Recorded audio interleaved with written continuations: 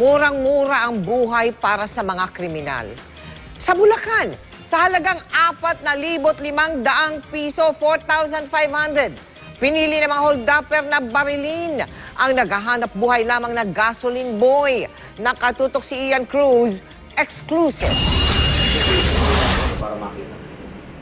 Alas 5:06 ng hapon ng Sabado, dalawang motorsiklo ang magkasunod na dumating sa H-Energy gas station sa Giginto, Bulacan. Ang rider ng motorsiklong ito, kunwari magpapagasolina. Pero ang back rider ng isa pang motor, nagdeklara ng hold-up. Hinila ang 30 anyos sa gasoline boy na siya ring kahera na si Pedro Chavez Jr. o Toto. Pilit pinakuha ang susi kay Toto para buksan ang cashier's booth. Sa loob, armado ng improvised na baril ang suspect at inutusan si Toto na samsamin ang pera sa kaha. Bago umalis ang suspect, narinig ang putok na tumama sa kanang hita ni Toto. Nakahingi pa siya ng tulong pero nawalan din ng malay. Agad siyang itinakbo sa Bulacan Polymedic Hospital pero linggo na madaling araw daw, binawi ng buhay si Toto. 4,300 pesos ang natangay na pera dahil nasa vault ang ibang kita ng gasolinahan. Ayon sa saksi, tila walang pagsisisi sa panig ng mga suspect.